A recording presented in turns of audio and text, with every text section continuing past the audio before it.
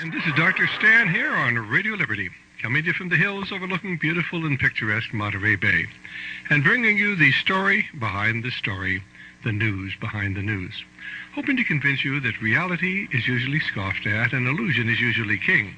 But in the battle for survival of Western civilization, it's going to be reality and not illusion or delusion that's going to determine just what the future will bring. Now, we need to remind you that the views that are expressed here are not those of the owners, management, staff, sponsors, or supporters of KFER. They're my views, the views of our guests, the views of our callers, and furthermore, we need to remind you that we are listener-supported, and we certainly need your financial support to keep bringing you the message of freedom here on Radio Liberty. If you'd like a copy of any of the tapes of our programs, they're available, and of course, we'll be glad to give you one for nothing, but if you could include a gift of $6.50 to cover our costs, why, we'd appreciate it. Otherwise, certainly write to us at Post Office Box 13 in Santa Cruz, 95063. That's Post Office Box 13 in Santa Cruz, 95063. And so, without further ado, I want to give you a little background on a very interesting subject, which I think is vitally important that every American understand about. And that is the subject of America's great Tax Exempt Foundations. Now, it was back in 1950 when America had just completed the Second World War. We'd lost hundreds of thousands of men killed and hundreds of thousands of men crippled. But America had won the war. We'd won the war to make the world free and to bring the four freedoms to the peoples of the world. But suddenly by 1950, people began to look around. Eastern Europe had gone communist. China had fallen to communism. And the terrible trials and liquidation had already begun at that point in China. And it was obvious that something was seriously wrong. How had this happened? Hadn't we fought the war to bring freedom to the peoples of the world? Well, the Senate of the United States commissioned a congressional committee to look into the background of what actually transpired at that time. What they found was basically this, that the Chinese communists under General Chiang Kai-shek had essentially won the war in China. The communists were in retreat into northern China, and it was only going to be a matter of time before the nationalist Chinese government was victorious. Chiang Kai-shek had already committed to forming a democratic form of government, and now there was going to be an opportunity to bring freedom to China for the first time in 20 years. They'd been in war for 20 years. When the American State Department decided that that wasn't what we wanted, basically the American State Department demanded that Chiang Kai-shek form a coalition government with the Chinese communists. Well, Chiang Kai-shek had actually been trained as a communist in Moscow. He understood communism, and he understood you couldn't trust them, and the last thing in the world he wanted was to have communists in his government. And so he refused. At that point, the American State Department put an arms embargo on China. And basically, Chiang Kai-shek, who had bought weapons and actually paid for them, they were in Okinawa, other Pacific islands. The American State Department saw that he was unable to get the weapons he had already bought and purchased. His efforts to buy and purchase weapons anywhere else in the world were effectively blocked by the American State Department. The Congress of the United States voted $125 million in weapons to be sent to Chiang Kai-shek, and the ships were kept in the harbor in San Francisco for a matter of many months. And actually, when the weapons finally arrived in China and the rifles got to northern China, the rifles didn't have any bolts in them and were useless. Now, the majority, or many of the Chinese divisions, were equipped with American weapons, and once the supply of guns and ammunition were cut off, they had nothing to fight with. Chiang Kai-shek had a massive army, but without weapons, it was defeated by a small, well-armed Chinese communist force, which simply ran south as the Chinese were in retreat because they had absolutely nothing to fight with. How would you like to be a soldier in the battlefield without any ammunition, without any hand grenades, without any replacement if you lost your rifle? And that's exactly what happened. Well, of course, it really didn't make sense. Basically, it was pointed out, and in the McCarran Committee reports, the Senate committee, headed by Senator Pat McCarran, pointed out that the Chinese communists were well equipped. They had equipment that we had given to the Russians, that American equipment given to the Russians turned over to the Chinese communists, and of course the massive amounts of armaments that the Japanese had surrendered to the Russians when the Russians moved into Manchuria. All of this was given to the Chinese communists. They had no problems with military supplies. We actually de facto disarmed the Chinese communist forces. And as a result of that, China fell to communism. As a direct result of that, between 60 and 80 million human beings were systematically liquidated in China. Now, when you use a figure like that, it just isn't real. We speak with horror of what happened in the extermination camps of Europe, where 6 million Jews were executed. But when was the last time you heard about the 60 to 80 million helpless Chinese civilians who were just liquidated to create a state of terror to allow a consolidation of power by the Chinese Communist government that America brought to be? Well, anyway, after the Senate committee reports, and incidentally, for those of you who are out there skeptical and would like to see a copy of this summary of this report, you send a self-addressed stamped envelope to Post Office Box 13 in Santa Cruz, 95063. We'll Xerox off a copy of the 2 pages of the summary of the McCarran Committee report, which incidentally nobody ever read because this material was effectively suppressed by the controlled media even back in 1950 and 1951 in America. So if you'd like to get a copy to document to find out if this is really true, why, send us a copy, a self-addressed stamped envelope, Post Office Box 13 in Santa Cruz, 95063. And so it was after the McCarran Committee report was submitted, people began to read it, and they found out that there was an organization in the United States which had been specifically designed to use as a propaganda tool for the communists. It had a thrust, and basically it was talked about the corruption with the Chinese Communist government, and then it talked about Mao and Zhou Enlai as if they were somehow the Abraham Lincoln, the George Washington of China. They weren't really communists, they were simply agrarian reformers. And by a carefully coordinated propaganda campaign, they were able to convince many people in the United States that Chinese communists were not communists at all. Just as a decade later, they were able to convince the American people that Fidel Castro really wasn't a communist. He was the Abraham Lincoln of the Sierra Madre.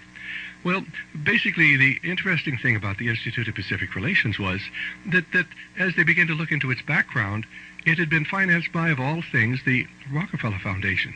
The Rockefeller Foundation? Financing a subversive organization? Well, when this information came out, the members of the Congress and the Senate demanded another investigation, and that was to investigate the great Tax Exempt Foundations to determine what their real agenda was. Did they have some hidden or some subversive agenda? Well, of course, the 82nd Congress appointed a committee that came to be known as the Cox Committee. It was headed by Congressman E. Cox of Georgia, and its purpose was to investigate the great Tax Exempt Foundations. Now, on that committee was a Republican. His name was B. Carroll Reece, Congressman Reece of Tennessee. Well, of course, as so often happens, immediately the media began attacking this committee, and then it maybe had just been a coincidence, but Congressman Cox suddenly died, and that, of course, was the end of the committee. Well, in 1953, the 83rd Congress convened. This was a Republican Congress, and they then called for the authorization of another congressional committee. This came to be known as the Reece Committee, headed by Congressman B. Carroll Reece. And its specific purpose was to investigate the great Tax Exempt Foundations.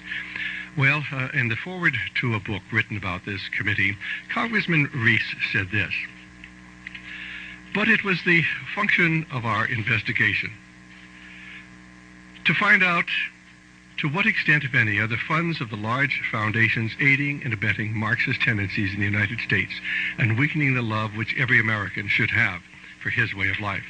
And then he goes on to say, so we set out to find the answers. We wanted to explore the problems of foundations by examining their actions, not their statements for the public. We felt that they are involved in the concepts under which foundations operate and grew in the United States as certain inherent dangers for the public welfare.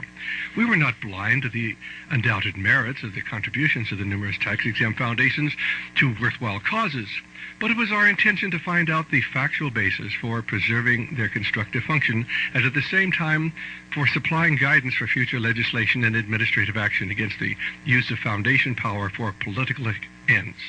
The story of that adventure, of what we found, and of the harassment to which we were subjected, is included in this book by Reece Committee, Foundations, Their Power and Influence. Well, let me tell you what happened to the committee. First of all, tremendous pressure was brought to bear on individual members of Congress who were on the committee to force them to stop the investigation. Pressure was brought to bear on other members of Congress to cut off appropriations for this investigation. The committee was routinely attacked by the New York Times and the Washington Post-Tribune and by all the major conservative and liberal media in America.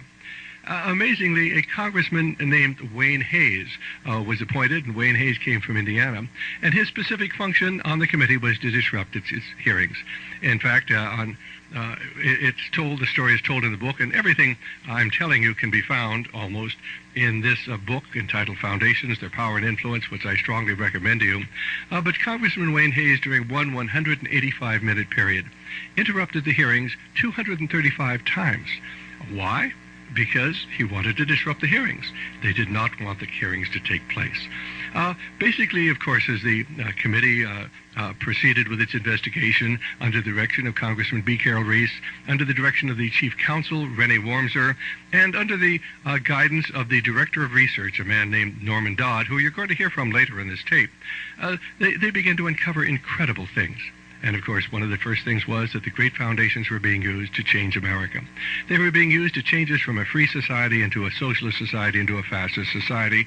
They were being used to change America from a sovereign nation into simply one more state in a new world order, into a new world government.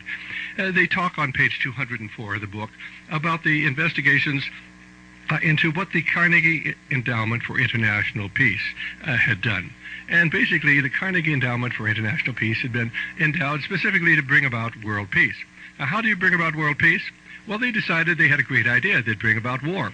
And on page 204 of the book, they tell about how Nicholas Murray Butler, who was the longtime president of Columbia University, Republican candidate for the presidency at one time, he was well rewarded for his loyalty to the people who worked behind the scenes manipulating the great foundations. But Nicholas Murray Butler was the president of the Carnegie Endowment for International Peace. And here's what the book tells you. When Andrew Carnegie established the Carnegie Endowment for International Peace, he gave the manager of his fund a difficult task. How were they to go about promoting peace? They seemed to have not a very clear idea until Dr. Nicholas Murray Butler, in whose hands Mr. Carnegie put the initial direction of the fund, got excited about the perils of the Allies in World War I and decided that the best way to establish peace was to help get the United States into the war. Let me repeat that. He decided that the best way to establish peace was to help get the United States into the war. And to this end, he began to use the endowment funds. And that's what they did. They used the endowment funds to propagandize the American people to get involved in a war that wasn't our business at all. And working along with the J.P. Morgan banking interests and Thomas Lamont and others working behind the scenes, they created a propaganda campaign in America designed for one and only one purpose, and that was to bring America into World War I, where we suffered 126,000 American boys killed, 237,000 injured, many of them carrying the pain of their wounds to their very graves. And what did we accomplish? Well, we were going to get the League of Nations. We were going to get world government. We were going to bring about world peace. And of course, the League of Nations failed. And so once it had failed, they had to begin working for another war, because wars are a means by which society has changed. Now, if that sounds like a ridiculous statement, I want you to listen to this tape very carefully, because you're going to hear in the second half of the tape an interview with Norman Dodd, the Director of Research for this Congressional Committee, who had the unique opportunity of being allowed to send one of his employees to go through the minutes of the Carnegie Endowment for Peace. And, of course, what he found, what the employee, her name was Catherine Casey, as I remember, well,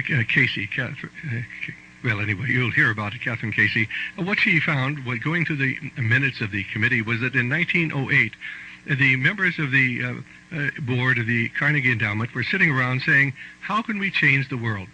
Is there any better way to change the world than through war? But how will we get a war going? And they spent many, many, many months deciding how to get a war going. And then, of course, after the war was going and America was involved in the war and our boys were dying, they sat around in the minutes, and this is all recorded in the minutes, congratulating one another and saying, gee, we did a great job because we're already beginning to change society. Incredible. Well, this is the sort of thing you're not going to hear elsewhere, but you're going to hear a taped interview which I did with Mr. Norman Dodd in 1980 before he died. I did it because I knew this story was so vitally important, and someday the time would come when the American people had to learn the truth. We have working within our society a cancer that has an objective and goal, and that objective and goal is to destroy America as we've known it. Well, let me tell you what the great foundations have done with their money. They decided that they were going to change the educational system. They began to finance John Dewey in progressive education. And, of course, that was simply a process of beginning to take away phonics out of the schools, to dumb down our children so that they would be quite willing to go along with the new wonderful socialist society that was planned. They went to the great universities. They bribed the universities to put their people into key positions, the chairs of history and political science and economics, always pushing the socialist or collectivist agenda. They financed the writing of textbooks, always slanted to the left. They financed the publication of research books, always slanted to the left. They financed such things as the Encyclopedia of Social Studies. The whole story is in the book Foundations, Their Power and Influence, which is probably one of the 3 or 4 most important books ever written, actively suppressed and censored in America for many years and available only through Radio Liberty. So basically, what transpired was that when they financed the writing of the Encyclopedia of Social Studies, they had a socialist write the section on socialism. Well, you'd think that'd be sort of prejudice, and he would glorify socialism, wouldn't you? And then they had a communist write the section on communism. Well, of course, he would be very prejudiced towards making it very apparent that communism was the best sort. But when it came to writing the section on capitalism and free enterprise, they also had a communist write that. And little wonder then that through successive generations, our universities have been slanted to the left. They set out to reward those professors who would prostitute themselves and teach the liberal line, would write articles professing the liberal line. They actually bribed the academics, many of whom were underpaid, and felt that, basically the ruling elite should really control what was going on. And so it wasn't very hard to appeal to the ego of many college professors and to get them to go along with a line of preaching collectivism. Now, you must understand that these ideas of centralization of power with government have never been aimed at really helping the underclass, although that's how you sell it to the people. It has really been aimed at enslaving the underclass and bringing them under government control. Basically, what socialism is really all about, stripped of all of its idealism, a sincere, benevolent, idealistic theory, socialism is force. I think de Tocqueville said it best, speaking to the French Assembly many years ago, when he said that democracy and socialism have only one thing in common, that is a word, and that word is equality. But democracy creates equality by freedom and by liberty, whereas socialism creates equality by regulation and regimentation and force. And that's what it's really all about. Socialism is basically a means by which a massive bureaucracy controls everything, and those who control the bureaucracy control the population. Socialism is the antithesis of freedom, and that is what the great Tax Exempt Foundations have been financing for almost a century in America. And the fact that you've not heard this before shows the degree of control that today exists over what the American people think. Who do you think it is today who's financing the environmental movement in America? Why, the great Tax Exempt Foundations. Who is it, do you think, that is financing the gay and lesbian movement? That money that's not, of course, wrung out of the gays and lesbians, appealing to their fears and telling them the Christians and the heterosexuals hate them. Why, if you have any question about that, you send us a self-addressed stamped envelope, and we'll send you a copy of an article that appeared in the New York Times, pointing out that on our college campuses across America, you have all these crazy courses which don't prepare people for life. They prepare them for a life of perversion. The gay and lesbian studies, the women's studies, which are basically lesbian studies, the transgender studies. Who do you think is financing that? Why, the Carnegie Foundation, the Rockefeller Foundation, and the Ford Foundation. Who do you think it is funding the abortion movement, the money that doesn't come out of the public coffers? Why, it's in large part the America's great tax-exempt foundations. In fact, who do you think is funding much of the New Age activity, the occultic spiritual movement which is sweeping America. Well, Barbara Marx Hubbard's latest book, going into the rewriting of the Bible, was financed by the Lawrence Rockefeller Foundation.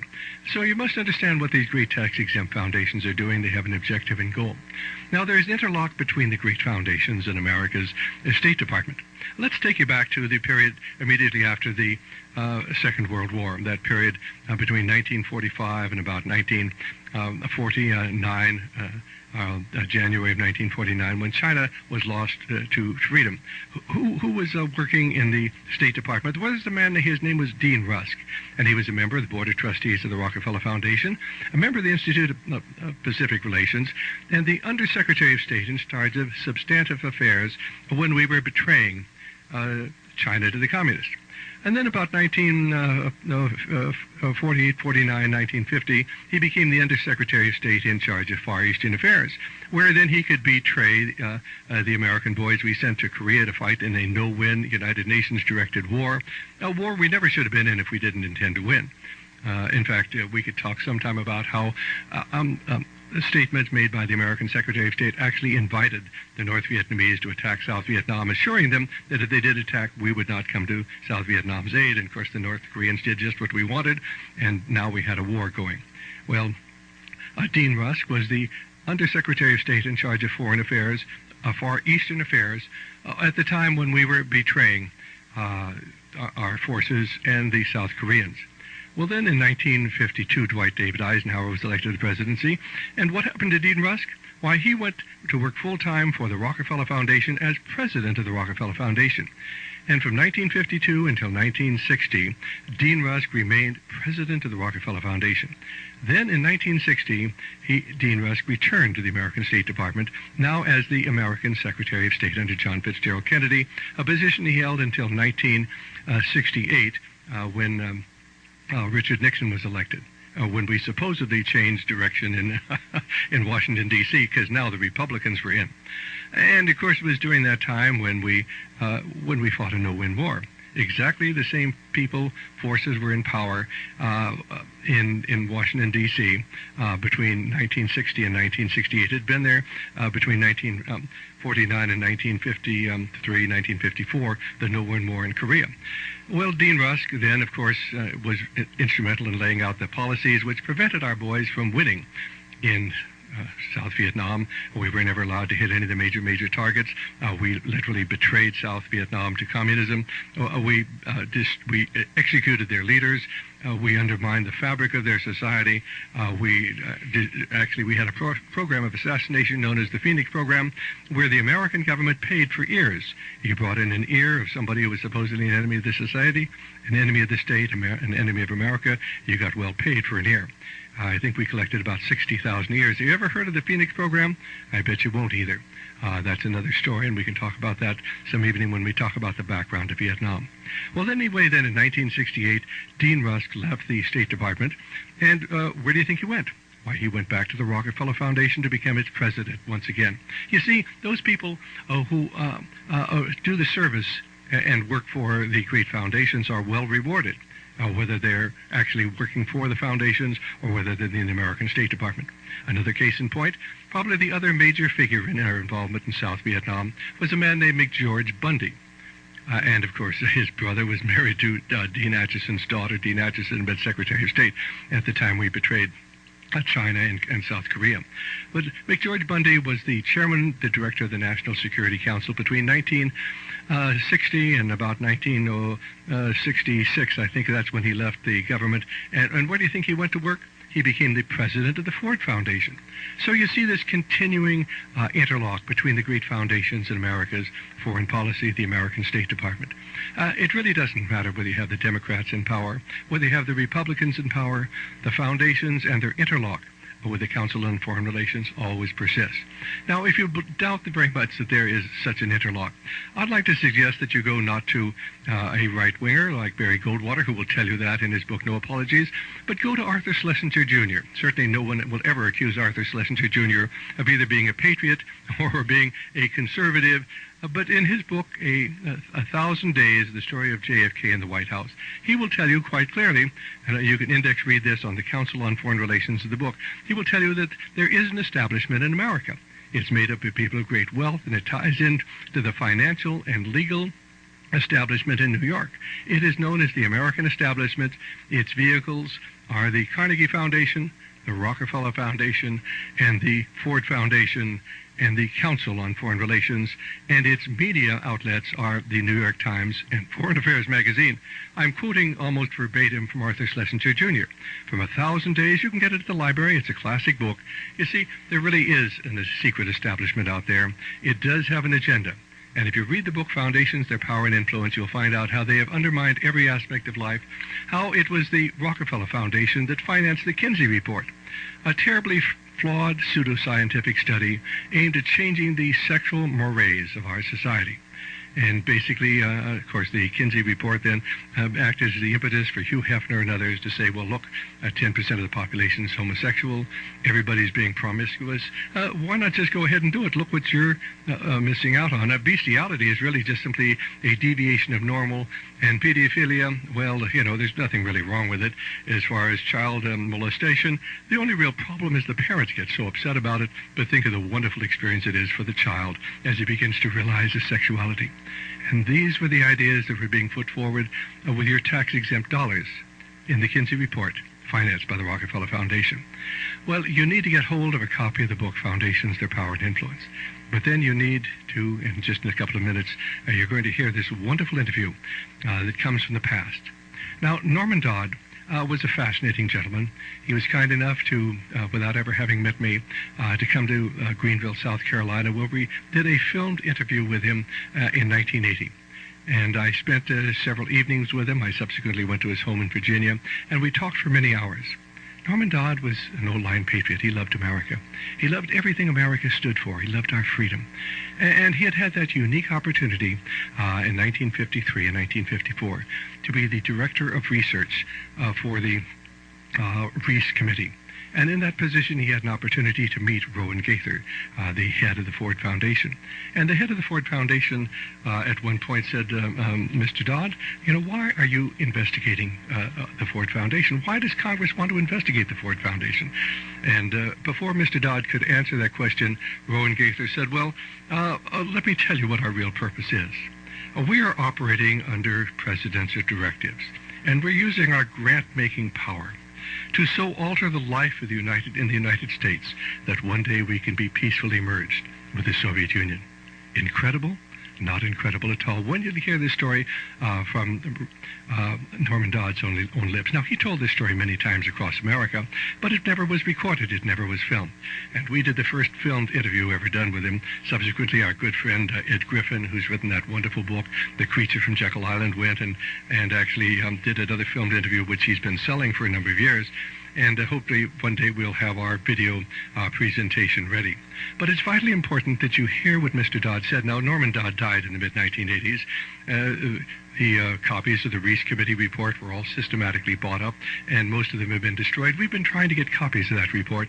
You can't find one in California. You can't find one in the western United States. In fact, at East Tennessee State University, where the papers of Congressman B. Carroll Reece are kept, there's no copy of the Reece Committee report, his most important work. What happened?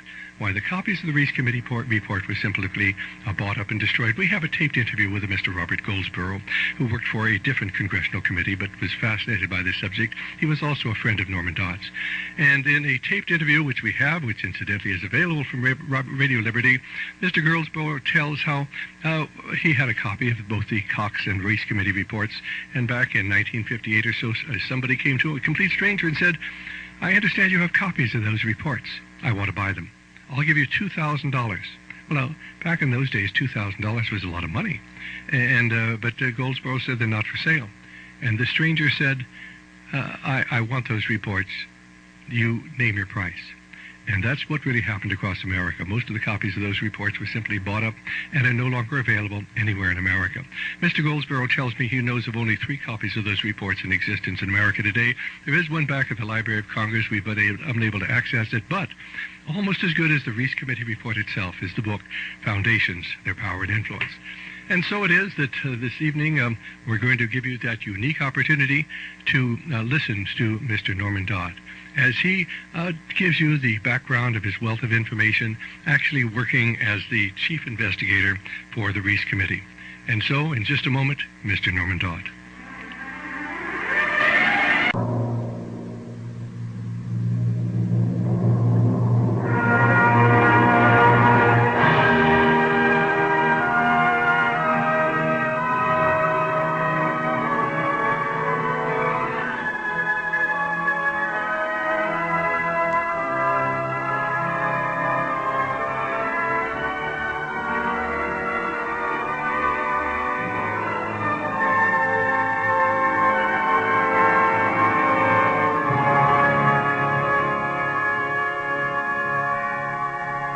Radio Liberty presents an interview with Norman Dodd.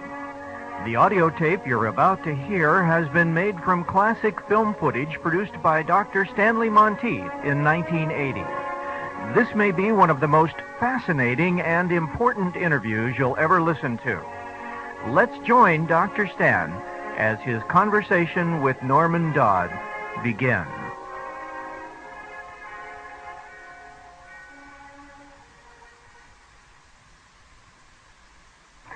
27 years ago, the Congress of the United States authorized the formation of a Congressional Investigating Committee to try to analyze the functions of the great foundations in America, the Rockefeller Foundation, the Carnegie Foundation, and the Ford Foundation.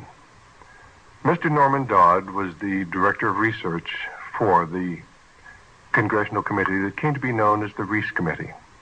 Mr. Dodd is an economist. He's a consultant as far as investment is concerned. But during that period, that very important period, some 27 years ago, he headed research in the effort to find out what indeed were the great foundations doing in America. Mr. Dodd, what did you find out was the stated objective and goals of the great American foundations? We found out, Doctor, that these foundations had as their objective the orientation of the people of this country to the idea of collectivism, and thereby nullifying for good and all of the commitment of the country to individualism, which was the feature of the country at the beginning. Now, how did they go about doing this? Well, primarily they did it, Doctor, by securing control of what is known as the money supply of the people of this country. You're speaking now of the money supply that was going into education. Well, it's the money supply of the people of the country as a whole. And how did they do this? They did this by working out a system of banking, which was foreign in its concept, but it enabled debt to be what we call monetized, transformed into bank deposits. Now, how did they specifically set out to influence education in America? Well, by having at their disposal unlimited quantities of this newly created money and being able to reward the personalities who were active in the world of education, administratively as well as academically. Were they able to influence the textbooks or the teachers? Yes, they were. They were able to see that textbooks were almost produced on order, and assuring the publishers of textbooks of the funds necessary to make the publication of those books profitable. Now, have you personally had contact with some of the directors of these great foundations? Yes, I have. Could you tell us about it? Well, one instance, I'll use a couple of instances as illustrations. One instance had to do with my responding to an invitation from the president of the Ford Foundation, who asked me if, when I was next in New York, would I stop in their office and have a visit, which I did. And on arrival, after amenities, Mr. Gaither, who was the then president, said, "Mr. Dodd, We invited you to come and see us this morning, hoping that you would, off the record, tell us why the Congress was interested in operations of foundations such as ours. And before I could think of how I would reply to him, he volunteered the following. He said, Mr. Dodd, those of us here at the policy-making level have all had experience either with the OSS or the European Economic Administration in operating under directives, the origin of which was the White House. We today operate under just such directives. Would you like to know what the substance of these directives is? And I said, yes, Mr. Gaither, I'd like very much to know. Whereupon he said to me, the substance of the directives under which we operate is that we shall use our grant-making power so to alter life in the United States that we can be comfortably merged with the Soviet Union. Well, figuratively, I nearly fell off the chair. But I did remark to him, Mr. Gaither, in the light of what you've just told me, many of your grants make sense. I can understand them.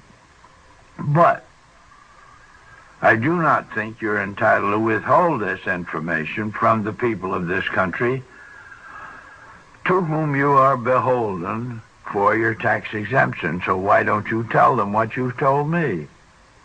And his answer was, Mr. Dodd, we wouldn't think of doing that. So I said, well, Mr. Gaither, answer your first question. You forced the Congress of the United States to spend $150,000 to find out what you've just told me. And so they've been pushing socialism in America ever since. Well, then, in the light of that, of course, you see conditions develop, and of course you then can add and ascribe the development of these conditions and the events that accompany to this policy, because it's only in the light of that policy that these events and effects make any sense. And this is how, and this is their problem, Doctor. They cannot avoid having effects result from the grants that they make. They cannot avoid it. Therefore, those of this in this country who would be concerned with what are they up to merely has to look at the effects and work back and compare the effects of a grant with the explanation of the grant in the first place. I mean, I'll just use as an instance to clarify the matter. You will remember there was a time when the Federal Reserve System was installed in this country by the Congress. In other words, it was legalized. And it had been preceded by a long period of years and a struggle to get the Federal Reserve approved. Finally, it was approved, and the argument that swung the approval in that direction was that if the system is installed, the result will be the elimination of bank failures. And inasmuch as there had been in those days a plethora of bank failures, this was held up as a very beneficial development practice, what they call fractional reserve central banking. But nobody goes back, this was in 1912, nobody goes back to 1930 when every bank in the United States was closed. Every bank. There wasn't a solvent bank in the United States.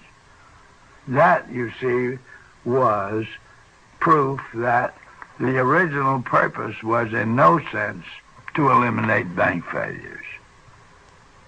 And this discrepancy and these contrasts and these contradictions are the telltale part that those who have imposed these practices on us as a people are scared to death that it's going to be picked up and stressed and taught and so forth and so on. But it isn't. No, and the mass media doesn't ordinarily talk about it. No, but neither does the educational world. This is what will meet the challenge. One accredited educational institution with trustees who openly declare that we notice this. We notice the inconsistency, the contradictions, and we are setting forth an effort to account for them.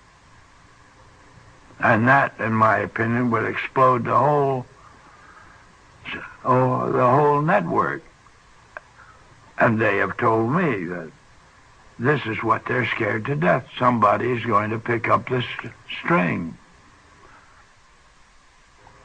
Mr. Dodd, what do you think is the basic crux of this whole problem? Well, Doctor, I feel that the problem itself originates with that aspect of human life which condemns men collectively to experience what is known as the fall of man. And that subsequently Christ became into the world with the knowledge that the individual could confront this condition and not become victimized by it, but that entailed the individual emulating Christ, who through the temptations in the wilderness was confronted by the satanic, listened to what the satanic had to offer, and say no, and then add, and I know you to be Satan, and Satan went away. That to me is the clue to how to nullify this influence which has had humanity in its grip for centuries.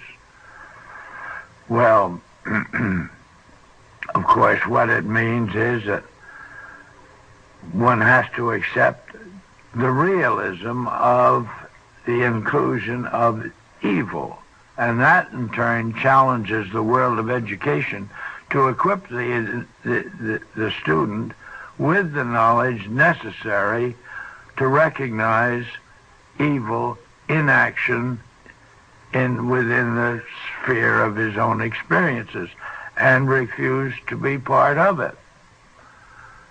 Then this influence which has been behind the creation of this network can't operate. It cannot operate in the light. And admittedly, it, says that, it acknowledges that, so that it is, those who are part of it knowingly are scared to death that somebody at some point, as they put it, is going to pick up the end of a string and little by little follow it to the end. And as they put it to me, when that happens, we're through. Now, did you or any member of your staff ever have the opportunity of going through the records of any of the great foundations? Well, we had one remarkable instance of that kind, by invitation. This invitation came from the Carnegie Endowment for International Peace and was in response to a letter which I had written to the endowment asking certain questions, seeking certain information. And this invitation was issued to me over the telephone to come to their office in New York when I was next there. This I did. And on arrival, found myself in the presence of Dr. Joseph Johnson, the president, two vice presidents, and their own counsel, a partner of Sullivan and Cromwell. And after a minute, Dr. Johnson said, "Mr. Dodd, we received your letter, and we can answer all these questions, but it will be a great deal of trouble, because with the approval by the Senate, a ratification of the United Nations Treaty, we felt our job was done. So we took all our records from the beginning of this endowment up to that 1945 and sent them to the warehouse. And then we concentrated on just using our funds to build this new building across the street from the United Nations, which would provide the various organizations that would follow the United Nations activities with a place to meet. But, he said, we have a counter-suggestion, and that is, Mr. Dodd, if you can spare a member of your staff for 2 weeks and send them to New York, we will provide that member with a room in the library, our library, and the minute books of this endowment since its inception. And we think whatever you want to find out, you can find out through that source. Well, my first reaction was these men had lost their mind, because I had a pretty good idea of what those minute books might show up. But as I thought about it, I realized that most of them were new in their position, and my guess was none of them had ever read the minutes themselves, which would be, of course, quite a task to cover 50 years of minutes, reading. Certainly. Accepted this invitation and selected a member of my staff, a Miss Catherine Casey, who was a practicing Washington lawyer, but who was on my staff to see to it that I, in conduct of the work of the staff, did not break any official rules in Washington. Catherine was also unsympathetic to the investigation. Her attitude was, what could possibly be wrong with foundations? They do so much good. Well, I went out of my way not to prejudice her, but I did say that, Catherine, when you get to New York, you'll find that you can't possibly cover 50 years of minutes in 2 weeks. So you'll have to do what we call spot reading. And I blocked out certain periods for her to concentrate on. And when she returned from Washington, her eyes were figuratively as big around as saucers, and she brought back to me the following on dictaphone belts. We're back in 1908,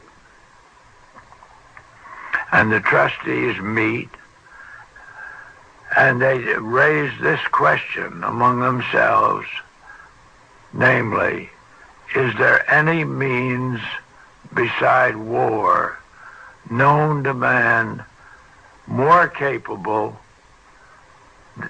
assuming you wish to alter the life of an entire people? Now, these are the trustees of the Carnegie Foundation. Right. And they discussed this question in a very learned fashion for approximately a year and come up with the conclusion that war is the most effective means known to man, assuming you wish to alter the life of an entire people. So then they bring up a second question, namely, how do we involve the United States in a war? And I doubt if in 1909 there was any subject more removed from the minds of us as a people than our involvement in the war. There were shows going on in the Balkans, and most of the people of this country hardly knew where the Balkans were. And they conclude that they must control the diplomatic machinery of the United States. And that raises question number 3, namely, how do we secure that control? And the answer comes up, we must control the State Department. And from that time on, their activities were centered on securing control of the State Department. Now, as a means to that end, the endowment founded an instrumentality called the Council for Learned Societies. And that council was assigned the task of passing on every high official appointment to the State Department before the appointment was confirmed.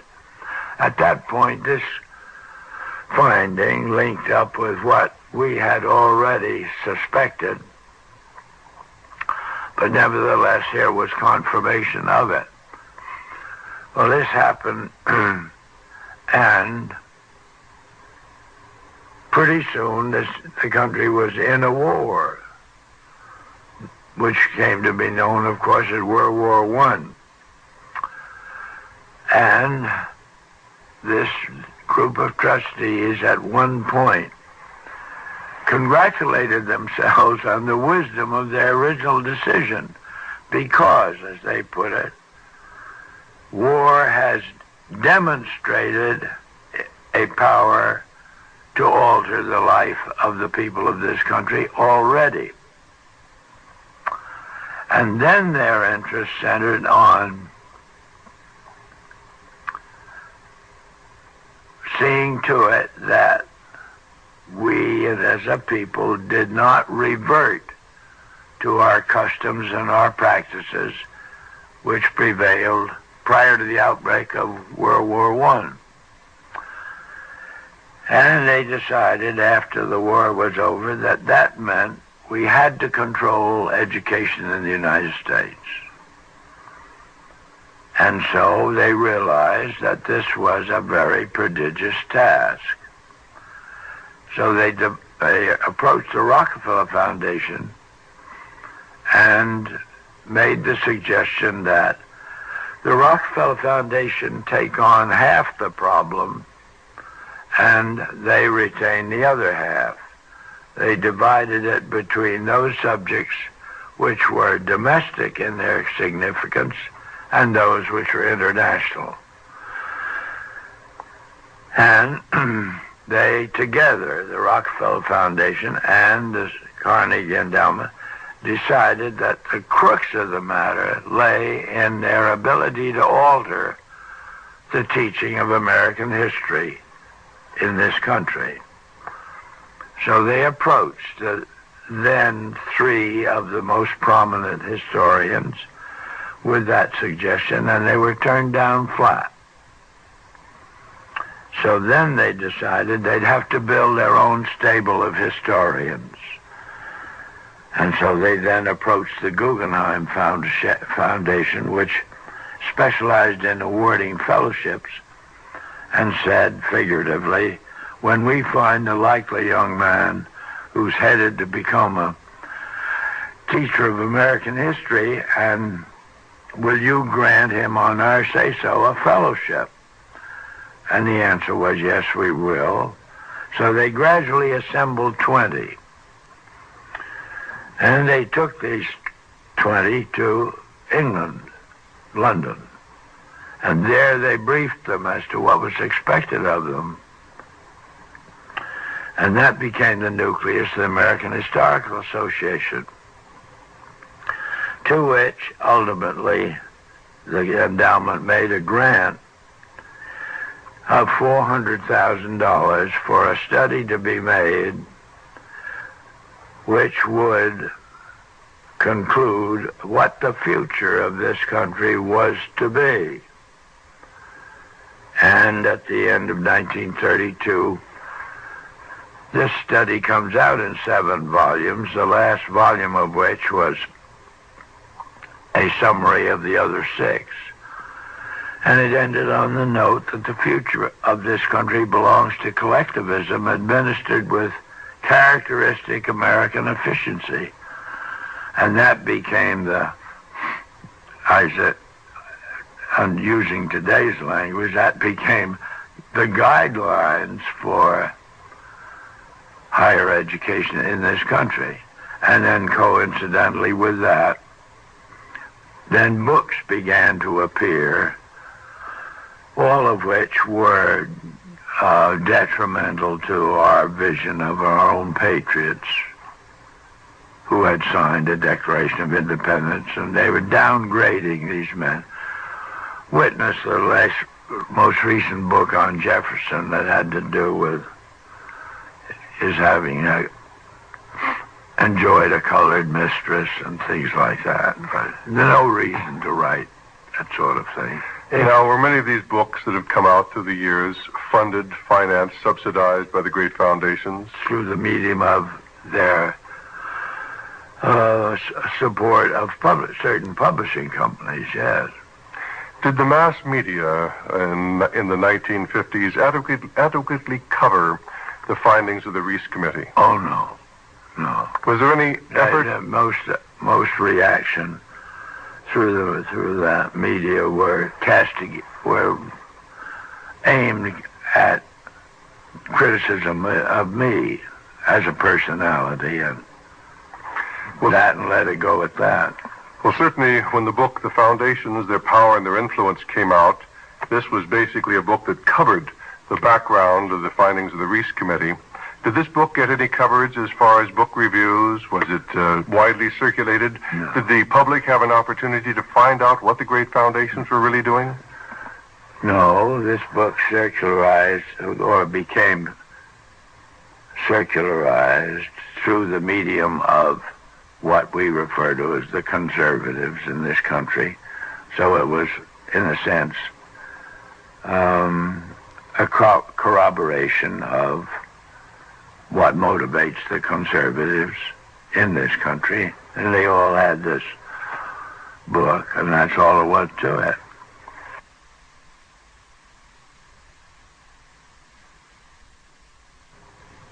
And this discrepancy and these contrasts and these contradictions are the telltale part that those who have imposed these practices on us as a people are scared to death that it's going to be picked up and stressed and taught and so forth and so on.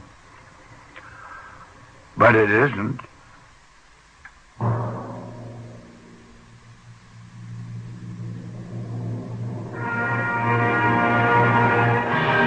And so Norman Dodd reveals in an interview from 1980 the fact that education is what shines the light of truth on sinister forces.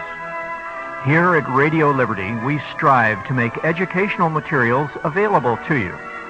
Please write us with your request for a copy of the Radio Liberty Resource Brochure. It will be our pleasure to get it to you free and postpaid. You can write us at Post Office Box 13, Santa Cruz, California, 95063. If you prefer, you can call us anytime to make your request known. The number to use is 1-800-5-HIV-WAR. That's 800-544-8927.